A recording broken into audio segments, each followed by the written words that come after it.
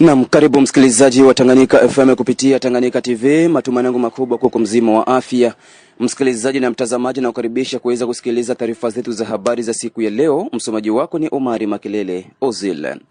Katika taarifa zetu za habari tuanzie na habari za kule Uvira. Ni kwamba ikiwa imetimia tayari miaka 2 na miezi kadhaa ya utawala wa serikali ya jimbo la Kivu Kusini inayoongozwa naye Governor Jean-Jacques Purusi Sadiki, shirika jipya la raia kusini mwa jimbo la Kivu Kusini lataja kutokuona mabadiliko yoyote ya upande wa maendeleo ya jimbo hili.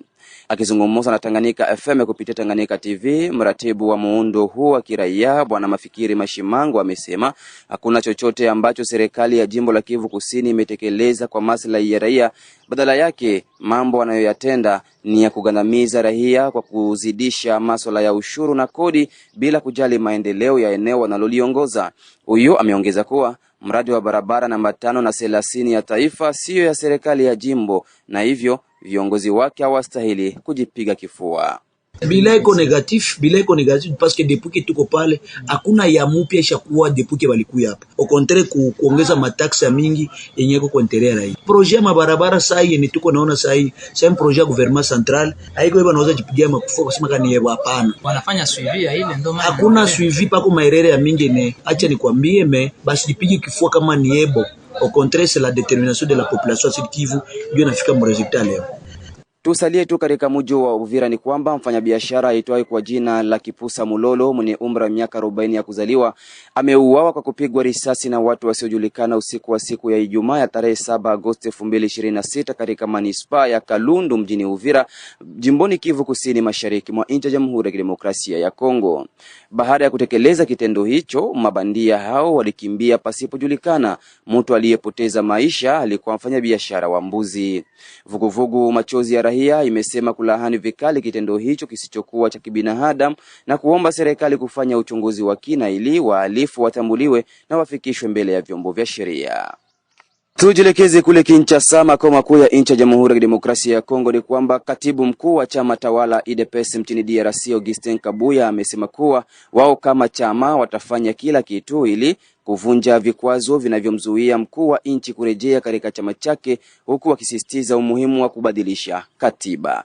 Mengi zaidi naye Safari Limasidilwe. Ndiyo Omari Makelele Ozil, katibu mkuu na mwenyekiti wa muda wa muungano wa demokrasia na maendeleo ya kijamii UDPS, Augustin Kabuya amesisitiza tena umuhimu wa kubadilisha katiba ya Jamhuri ya Kidemokrasia ya Kongo, akisema katiba sasa inaweka vikwazo vinavyomtenganisha rais wa Jamhuri ya Kidemokrasia ya Kongo na chama chake cha kisiasa. Msimamo huo unajitokeza katika mjadala unaohusu ibara ya 96 ya kikatiba ya sasa ya DRC ambayo inaeleza kwamba majukumu ya rais wa jamhuri hayawezi kuendeshwa kwa pamoja na kushikilia nafasi yoyote ya uongozi ndani ya chama cha kisiasa. Akizungumza wakati wa mkutano wa kisiasa uliofanyika katika makao makuu ya UDPS mjini Kinshasa, mbunge wa kitaifa Augustin Kabuya alisema masharti hayo ya kikatiba yanaweka utengano kati ya Rais Felix Tshisekedi akiwa mkuu wa nchi na UDPS, chama alichotokea na ambacho aliongoza kabla ya kuwa rais wa jamhuri.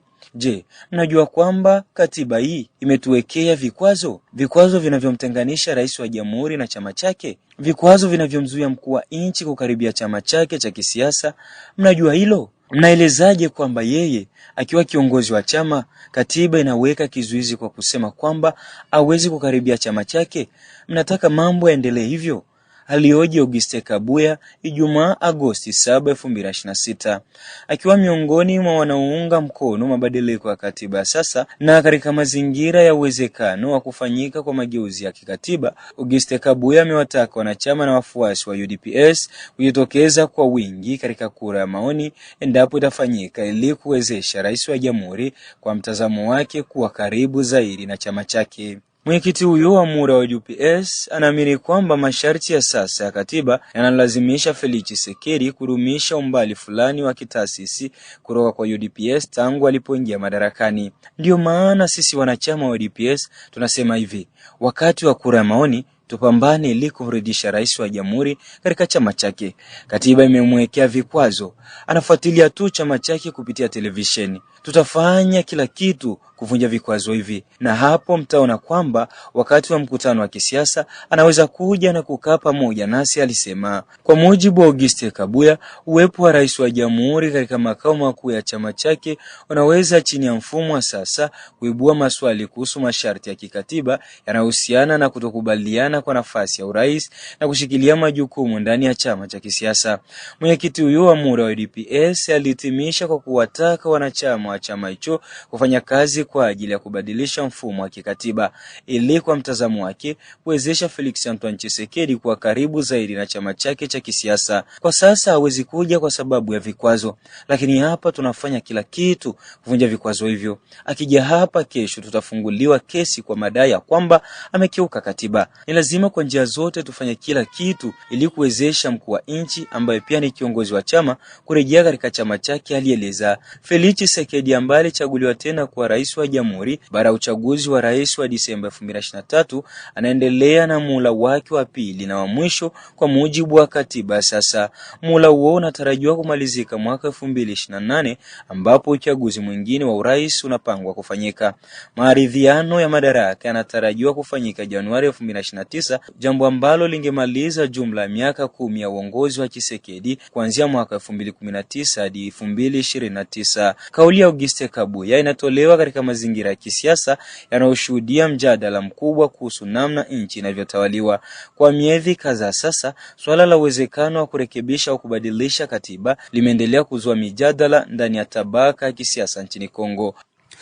Tusalie tu hapo Kinshasa ni kwamba Marekani yasifu kuhamishwa kwa wafungwa 15 kutoka kwa mamlaka ya Kongo kwenda M23, ikisema kuwa operesheni hiyo ya kuanza ni ishara ya kutia moyo katika mchakato wa Doha, huku akiwataka pande zote mbili kuendelea na juhudi hizo. Ripoti ya Bukuru Tantina Aldamaya angazia zaidi. Marekani inatambua usafirishaji na uhamisho wa kwanza wa wafungwa 15 kutoka kwa mamlaka ya DRC kwenda kwa M23 katika mfumo wa utaratibu wa kubadilishana wafungwa uliowekwa katika mfumo wa Doha, alisema kwenye mtandao wa X Masadi Bulosi, mshauri mkuu wa Marekani anayehusika na masuala ya Afrika. Ujumbe wake ulisambazwa tena na ofisi ya masuala ya Afrika ya Wizara ya Mambo ya Nje ya Marekani. Operesheni hiyo iliyofanyika tarehe 6 na tarehe 7 Agosti iliwezeshwa na Kamati ya Kimataifa ya Msalaba Mwekundu CICR. Wafungwa hao 15 waliondoka Beni, mashariki mwa Jamhuri ya Kidemokrasia ya Kongo kabla ya kupitia Uganda na baadaye kukabidhiwa kwa M23 katika eneo la Ruchuru. Washington ilisifu jukumu muhimu la uratibu lilotekelezwa na CICR katika operesheni hiyo na kusema kuwa mafanikio yake yanaonyesha msukumo unaoongezeka kuelekea amani ya kudumu na kuimarika upya kwa imani miongoni mwa jamii zilizoathiriwa na mzozo. Marekani pia ilishukuru Qatar kwa kazi yake endelevu pamoja na CICR katika mchakato huu. Washington sasa inaziita Kinshasa na M23 kuendeleza kasi hii kuelekea utekelezaji kamili wa makubaliano yaliyofikiwa katika mfumo wa Doha. Kauli hiyo ya Marekani ilitolewa saa chache baada ya serikali ya Kongo kutoa mwito wake wa kwanza rasmi, ambapo ilieleza kuwa kukabidhiwa kwa wafungwa hao 15 ni utekelezaji wa vitendo wa dhamira yake ya kuheshimu ahadi ilizotoa, huku ikitaka makubaliano hayo yatekelezwe kwa ufanisi na kwa pande zote na wahusika. Kuachiliwa kwa wafungwa ni miongoni mwa hatua za kujenga imani zilizopangwa katika mchakato wa Doha kati ya Kinshasa na M23. Hata hivyo, pande hizo mbili bado zinaendelea na majadiliano kadhaa ambayo hayajakamilika, huku mapigano yakiendelea kuripotiwa katika mashariki mwa Jamhuri ya Kidemokrasia ya Kongo. Tujelekeze kule katika mkoa wa Kwango ni hapa DRC ni kwamba waziri wa jimbo usikae na masuala ya umma, usafi, masuala ya kijamii, vijana, michezo, utamaduni na sanaa Apolineri Yumba Tiabakwau amefukuzwa kazi na gavana wa mkoa wa Kwango baada ya kukosoa vikali uongozi wa jimbo. Isaac Mlucha Ashibe amepekua magazeti mengi ya Kwango na hii hapa ni ripoti yake. Hali si shwari, Omari Makelele Ozile. Hali ni tete mkoani Kwango. Uamuzi wa kufukuzwa kazi kwa waziri huyo ulitangazwa usiku wa kuamkia Jumamosi, saa chache tu baada ya waziri huyo kumwandikia barua yenye ukosoaji mkali sana kiongozi wa mkoa. Ukosoaji huo aliutoa kupitia barua ambayo ndani yake Apollinaire Yumba amelahani kile alichokisema kuwa ni kutokufanya kazi ipasavyo kwa serikali ya mkoa, pamoja na baadhi ya mienendo ambayo anaiona kuwa ya kutia wasiwasi katika uongozi wa mkoa huo wa Kwango. Waziri huyo anasema kwamba hajapokea kama ipasavyo fedha zinazohitajika ili kutekeleza majukumu yake. Anaeleza kuwa alipokea tu kiasi cha faranga milioni 1 za Kongo mwezi Oktoba 2024, fedha zilizotengwa kwa ajili ya uendeshaji wa ofisi yake hadi sasa. Pia amelahani maamuzi yaliyofanywa na kutekelezwa na ofisi ya gavana bila kuwashirikisha mawaziri wa sekta husika, ingawa baadhi ya maamuzi hayo yanahusiana na majukumu yao. Anataja hasa kuajiriwa kwa watumishi na viongozi kwenye sekta ya afya bila kumshirikisha waziri yeye mwenyewe ambaye ni msimamizi wa afya jimboni. Jambo lingine lililoibua wasiwasi wa waziri huyo ni usimamizi wa fedha zilizotengwa kwa lengo la kukuza afya jimboni Kwango. Kwa mujibu wake, fedha hizo zimetumika kwenye mambo mengine tofauti na yale ya huduma ya afya kwa umma. Apollinaire Yumba pia anazungumzia kutokuwepo kwa malipo ya mara kwa mara kwa wajumbe wa serikali ya mkoa kutokana na mapato ya ndani, kutofanyika kwa utaratibu wa vikao vya baraza la mawaziri, pamoja na kutokuwepo kwa mifumo ya mashauriano kabla ya kuchukuliwa kwa maamuzi kadhaa yanayohusu serikali ya mkoa. Aidha, waziri huyo ambaye aliamua kupasua ngoma mara moja bila kujali kupoteza kazi yake, anaeleza kuwa kuna wasiwasi mkubwa kuhusu ufuatiliaji wa baadhi ya mapato ya mkoa na uwazi katika usimamizi wake. Kwa sababu hiyo, anaomba kufanyike ukaguzi maalum.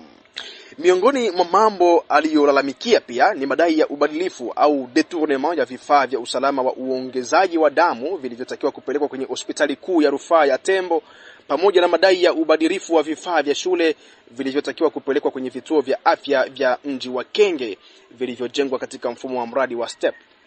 Jibu la gavana halikuchukua muda mrefu, Omari Makelele Ozile. Saa chache tu baada ya kusambazwa kwa barua ya waziri huyo, agizo la kumfukuza kazi ya Apollinaire Yumba Tiabakwao lilisomwa majira ya saa 5 kamili hivi katika vyombo vya habari vya eneo hilo. Katika agizo hilo, miongoni mwa mambo mengine, waziri huyo anatuhumiwa kutoheshimu taasisi za mkoa na mamlaka ya gavana wa mkoa, pamoja na kutumia kauli na maneno yaliyoonekana kuwa ya dharau, ya kukera na yasiyolingana na wajibu na nafasi yake. Gavana pia anataja katika kumfukuza waziri huyo ukiukaji wa wajibu wa kuwa na heshima na kujidhuia ambao unatakiwa kuzingatiwa na mwanachama yoyote wa serikali ya mkoa. Hivyo, kufukuzwa kwake kazi kunafafanuliwa na kiongozi wa mkoa kama hatua inayolenga kudumisha nidhamu ndani ya serikali na utulivu wa taasisi jimboni. Upande mwingine, kufukuzwa kwa waziri huyo inaonekana kama alama ya matumizi ya nguvu na mamlaka ili kunyamadhisha malalamiko ya haki na kukwepa kukosolewa kwa baadhi ya viongozi wa kisiasa. Tumalizie taarifa zetu za habari na kule katika mji wa Baraka ni kwamba shughuli mbalimbali zikiwemo za kibiashara na uchukuzi zimerejea kama kawaida yake mjini Baraka Jumamosi ya tarehe 8 Agosti 2026, hivyo nikiisha kufanyika kwa siku 2 bila kazi zilizopelekea mji wa Baraka kuwa katika hali ya kibaridi. Wakahaji wengi wa mji wa Baraka wametaja kufurahishwa na hatua ambayo imechukuliwa na serikali ya mahali ya kuruhusu kazi zote kuweza kufanyika kama kawaida yake, na hivyo kupelekea kila raia kuweza kujitafutia kipato. Kazi za uchukuzi wa mji wa Baraka na zile za masafa marefu zimeshuhudiwa kufanyika bila tatizo yoyote licha ya mtafaruko uliokuwepo hapo awali. Ni hapo ndipo natamatisha taarifa zetu za habari, msikilizaji wa Tanganyika FM kupitia Tanganyika TV. Mimi ambaye nilikuwa kunako microphone zetu za leo ni Omari Makelele Ozile.